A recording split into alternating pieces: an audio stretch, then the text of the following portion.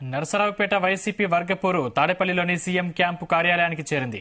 CM camp office వద్ద నరసరావుపేట నియోజకవర్గంలోని ద్వితీయ శ్రేణి వైసీపీ నేతలు, కార్యకర్తలు ఆందోళనకు దిగారు. మెయిన్ గేటు వద్ద బైఠాయించి ప్లకార్డులతో నిరసన వ్యక్తం చేశారు. వైసీపీ సిట్టింగ్ ఎమ్మెల్యే గోపిరెడ్డి శ్రీనివాసరెడ్డికి ఈసారి టికెట్ ఆందోళన చేశారు.